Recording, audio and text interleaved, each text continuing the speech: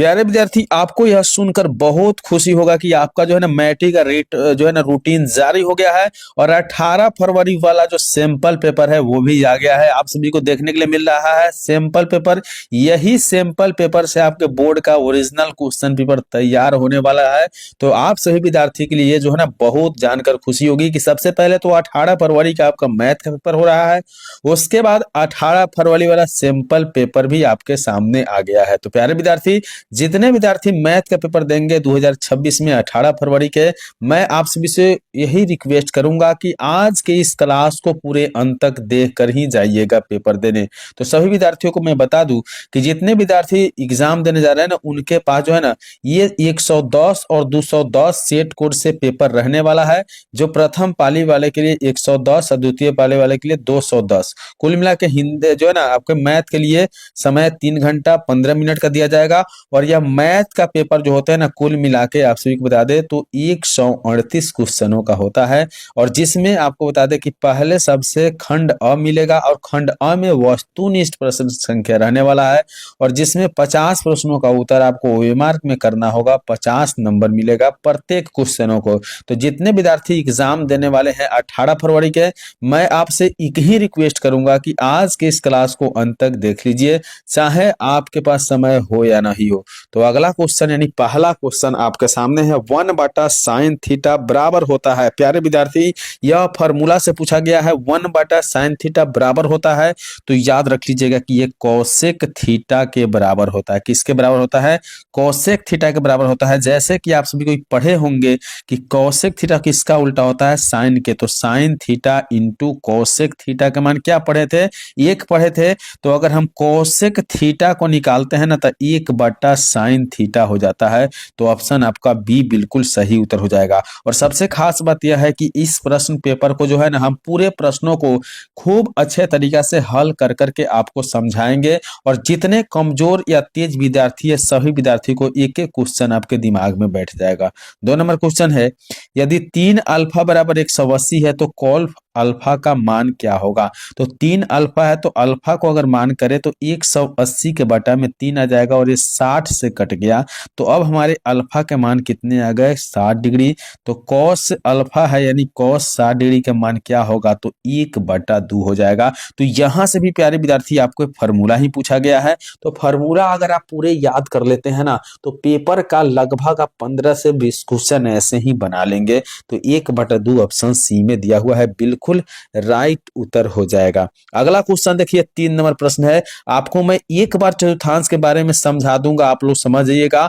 और यहाँ भूज पूछा जा रहा है क्वेश्चन में, तो याद रखिएगा कि एक्स वाले मान को हमेशा भूज बोला जाता है और वाई वाले मान को हमेशा कोटि बोला जाता है। तो प्यारे विद्यार्थी, इसमें एक्स के जगह पे 2 है और वाई के जगह पर 5 है। तो आपसे भूज पूछा है यानी -2 आपका उत्तर हो जाएगा ऑप्शन सी। तो याद रखेंगे कि एक्स वाला मान को भूज, वाई वाला मान को कोटि कहा जाता है। तो कोई भी क्वेश्चन आए तो आप इसी तरह से बना लीजिएगा। अगला क्वेश्चन के बढ़े, क्वेश्चन नंबर 4 क्या कह रहा है प्यारे विद्यार्थी जी? इंपोर्टेंट क्वेश्चन यही 18 फरवरी वाला पेपर है। एक्स अक्ष से बिंदु 3,5 की दूरी क्या होगी? तो एक्स अक्ष से बिंदु पूछा जा रहा है ना, तो याद रखेंगे कि एक्स अक्ष पर वाई का मान बताया जाता है। तो एक्स अक्ष पर वाई का मान 0 होता है। लेकिन अगर कोई बिंदु दे दे और कहे आपको कि एक्स अक्ष पर, तो एक्स अक्ष पर वाई वाला मान को बताना है। तो यहाँ 3,5 में एक्स के मान 3 है और वाई के मान 5 है। तो आपका वाई का मान 5 हो जाएगा। ऑप्शन ए आप देख रहे हैं बिल्कुल सही है। जब भी आपसे पेपर में क्वेश्चन पूछे कि एक्स अक्ष से बिंदु की दूरी है तो वाई वाला मान बताना है, और जब वाई अक्ष से दूरी पूछे तो एक्स वाला मान बताना है। याद रखिएगा। तो इसी बात पे सभी विद्यार्थी आज के इस क्लास को पूरे ईमानदारी से लाइक करेंगे। जितने विद्यार्थी क्लास को लाइक करके अंत तक देखेंगे ना, उनका मैथ के पेपर में 80+ नंबर, 90+ नंबर आएगा।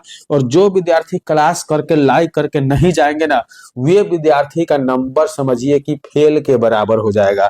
तो विद्यार्थी जी, अगर आप हमारे YouTube चैनल से जुड़े हैं ना, तो इस क्लास को लाइक करके YouTube चैनल को जरूर सब्सक्राइब कर लीजिएगा, और यही पेपर से क्वेश्चन आपके बोर्ड में रहेगा। आप हमारे ऊपर विश्वास करके इस क्लास को पूरे अंत तक जरूर देख लीजिएगा। सुबह 6 बजे और शाम 6 बजे इस तरह के क्लास देखने के लिए मिलेगा, और 7 बजे हम लाइव क्लास लेकर आते हैं, तो आप लाइव क्लास में भी हमसे जुड़ सकते हैं।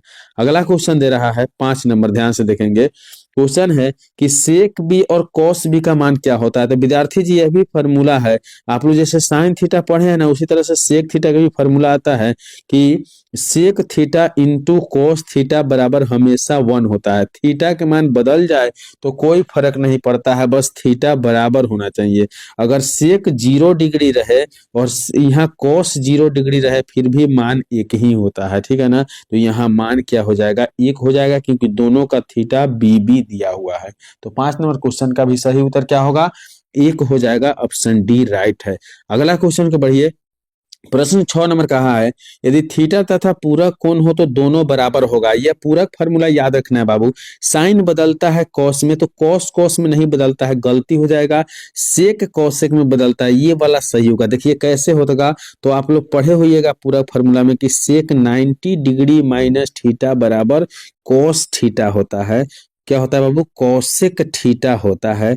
और फिर पढ़े हुए कि कोसेक 90 डिग्री माइनस थीटा बराबर सेक थीटा होता है। तो देखिए, ये सेक से कॉस आता है और कॉस से सेक आता है, इसलिए कोसेक थीटा सेक थीटा के बराबर है। ऑप्शन बी बिल्कुल आपका सही उत्तर है। तो सभी क्वेश्चन को एक्सप्लेन करके हल करके आपको बताया जा रहा है। इस तरह का पेपर और इस तरह का क्लास पूरे YouTube पर आपको देखने के लिए नहीं मिलेगा। अगला क्वेश्चन आपके सामने 7 नंबर, साइन स्क्वायर 75 और साइन स्क्वायर 15 का मान क्या है होने वाला है। तो आप साइन स्क्वायर 75 लिख दीजिए प्यारे विद्यार्थी जी, और इसे बदल लीजिए। बदलना कैसे है, तो प्लस के चिन्ह देके साइन 90 डिग्री में से, यानी साइन स्क्वायर 90 डिग्री में से आप इस 15 को घटाइएगा ना, तो यहाँ 75 डिग्री हो जाएगा। अब देखिए विद्यार्थी जी, साइन स्क्वायर 75 आपका पहले से है, और साइन 90 डिग्री माइनस थीटा क्या होता है, तो कॉस थीटा होता है। तो कॉस स्क्वायर 75 डिग्री। अब यहाँ फॉर्मूला है विद्यार्थी जी कि साइन स्क्वायर थीटा जोड़ कॉस स्क्वायर थीटा का मान हमेशा क्या होता है, 1 होता है। तो इस प्रश्न का भी सही उत्तर क्या हो जाएगा, 1 हो जाएगा। एक और तरीका बताते हैं, साइन कॉस में बदलता है और sine square cos square theta का मान क्या होता है, 1 होता है। तो ऐसे भी हम कर लेंगे कि 1 हो जाएगा। ऑप्शन बी आपका बिल्कुल सही है। अगला क्वेश्चन है, एक्स अक्ष पर प्रत्येक बिंदु की कोटि क्या होगी। अभी बताए हैं प्यारे विद्यार्थी, एक्स अक्ष पर y का मान क्या होता है, 0 होता है। अगर नहीं दिया रहे तो y का मान 0 होगा, और जो दिया रहे तो वही होगा।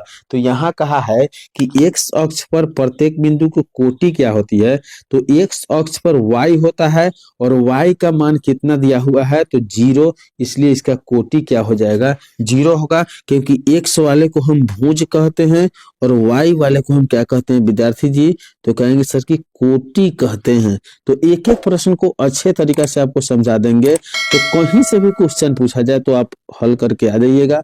लेकिन यह सैंपल पेपर है, तो प्रश्न यहीं से आने जा रहा है आपके बोर्ड में। क्वेश्चन 9 नंबर, निम्न में से कौन बिंदु चतुर्थांश में है, जो है ना, निम्न में से कौन बिंदु चतुर्थांश में है। चतुर्थ चतुर्थांश, चौथी चतुर्थांश। चतुर्थांश विद्यार्थी जी ऐसे बनता है, आज हम बता देंगे ना, आपको पूरे जीवन भर याद रहेगा। ये 2 हो गया, ये आपका हो गया ना, ये तीसरी चतुर्थांश हो गया, ये चतुर्थ हो गया।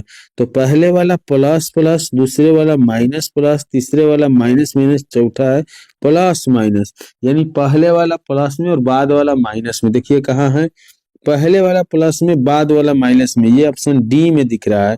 ऑप्शन डी में देखिए, पहले वाला प्लस में बाद वाला माइनस में। तो 9 नंबर प्रश्न का सही उत्तर डी हो जाने वाला है।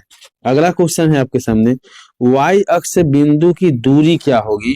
तो y अक्ष पे आपको x का मान बताना है प्यारे विद्यार्थी जी। तो 10 नंबर क्वेश्चन का सही उत्तर क्या हो रहा है आपका, तो कहेंगे सर कि x वाला मान पहला, y वाला मान बाद। तो y अक्ष पे x के मान बताना है, इसलिए 2 इसका सही उत्तर हो जाएगा। तो 10 नंबर प्रश्न का सही उत्तर ऑप्शन ए यानी 2 हो जाएगा। बिल्कुल एक एक प्रश्न का 100% सटीक हल के साथ आप सभी विद्यार्थियों को यह क्लास सुबह 6 बजे और शाम 6 बजे को कराया जा रहा है और रात 7 बजे से लाइव क्लास भी लिया जाता है। तो आप सभी विद्यार्थी क्लास को लाइक करके ईमानदारी से यूट्यूब चैनल को जरूर सब्सक्राइब करिएगा। क्वेश्चन कह रहा है सेक, देखिए सेक 30 और कोसेक 60 का मान होगा। विद्यार्थी जी इसका मान हमेशा 1 होता है, लेकिन कैसे होता है ये बताते हैं। तो सेक 30 है ना, तो ऊपर लिख दीजिए कितना, तो कहेंगे सर के ऊपर हम सेक 30 लिख लेते हैं। चलिए सेक आप 30 है तो 90 में से 30 को घटा लीजिए तो 60 डिग्री हो जाएगा। अब बाटा में देख लीजिए कि कौशिक कितना है, तो कौशिक 60 डिग्री है। अब देखिए सेक जो है सेक सेक 90 डिग्री मैंने थीटा बराबर क्या होता है, तो कहेंगे सर कि कोसेक थीटा होता है, यानी कोसेक 60 डिग्री हो जाएगा। और बाटा में पहले से कोसेक 60 डिग्री है, तो इस अवस्था में मान आपका 1 हो जाएगा। तो सदैव हम अभी बताए हैं कि जब भी इस तरह का क्वेश्चन हो और बदलने वाला हो, जैसे यहाँ सेक कोसेक में बदलता है या कोसेक सेक में बदलता है, और दोनों का थीटा का मान जोड़ने पर 90 आ जाए, जैसे देखिए 60 और 30 जोड़ेंगे 90 हो जाएगा, तो हमेशा मान 1 हो जाएगा। ऐसे क्वेश्चनों की बनाने की कोई आवश्यकता, कोई जरूरत नहीं पड़ेगी। ठीक है, चलिए अगला क्वेश्चन की ओर बढ़ते हैं। प्रश्न आपका कह रहा है, ध्यान देंगे 12 नंबर में क्वेश्चन है, यदि थीटा का मान 45 डिग्री हो तो sine square theta minus cos square theta का मान क्या होगा। तो यहाँ माइनस में मान पूछा गया है। विद्यार्थी जी बहुत इंपोर्टेंट क्वेश्चन है, तो आपको क्या करना है कि यहाँ 12 नंबर क्वेश्चन में कॉस स्क्वायर थीटा है ना, तो कॉस स्क्वायर आपका 45 डिग्री हो जाएगा और माइनस में साइन स्क्वायर 45 डिग्री। तो कॉस 45 के मान 1/√2 के स्क्वायर हो जाएगा और 1/√5 स्क्वायर, यानी एक साइन साइन का मान क्या होता है, तो 1/√2 होता है, इसका भी स्क्वायर कर देंगे। अभी दोनों मान देखिए, दोनों मान इक्वल है, कटा लीजिएगा 0 हो जाएगा।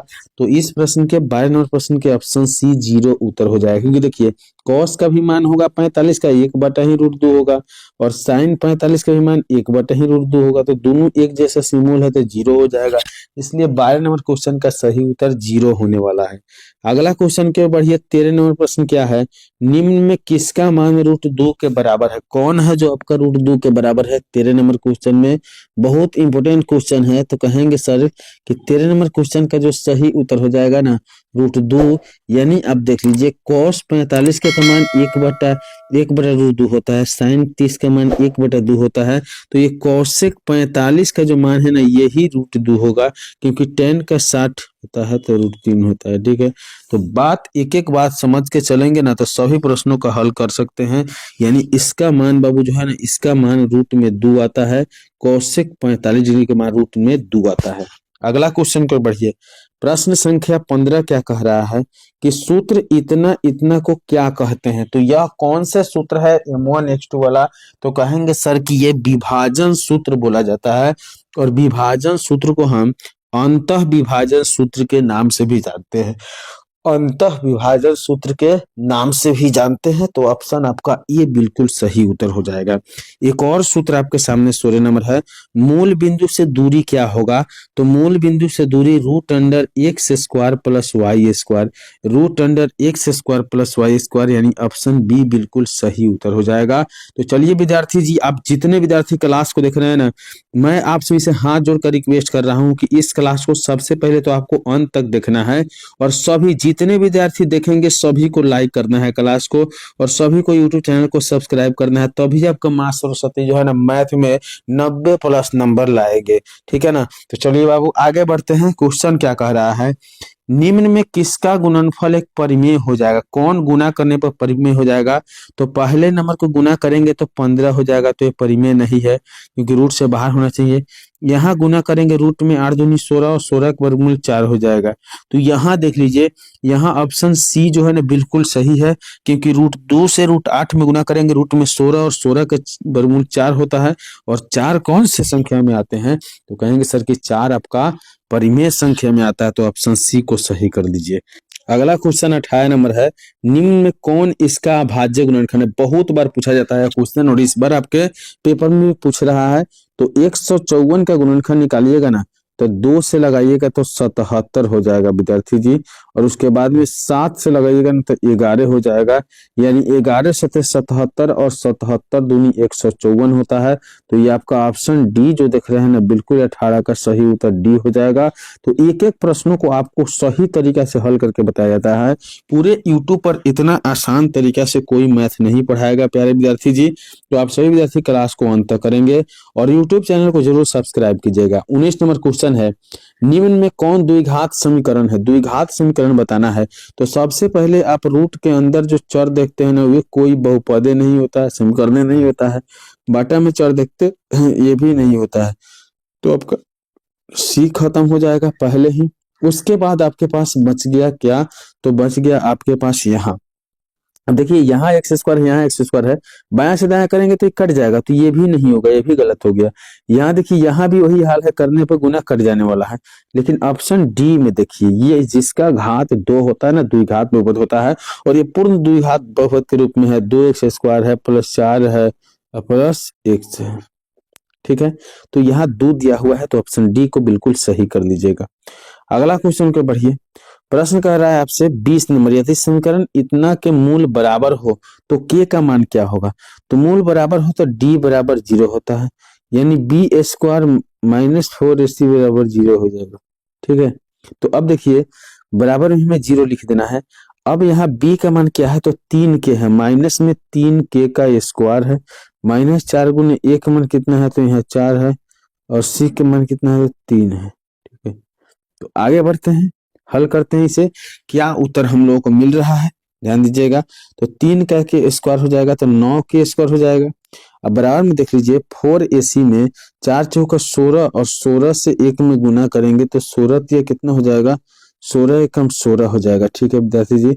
तो के स्क्वायर बराबर 16 के बटा में 9 कर देंगे, और के निकालेंगे तो रूट अंडर 16 के बटा 9 आ जाएगा। तो एक बार प्लस में 3 आएगा, और बटा में क्या आ जाएगा?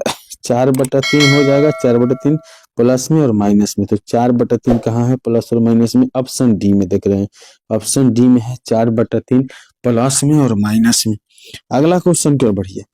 प्रश्न कह रहा है 21 नंबर, बहुत इंपोर्टेंट क्वेश्चन है कि यदि किसी द्विघात बहुपद के शून्यकों का योग अगर 2 एवं गुणनफल -15 है तो द्विघात बहुपद होगा।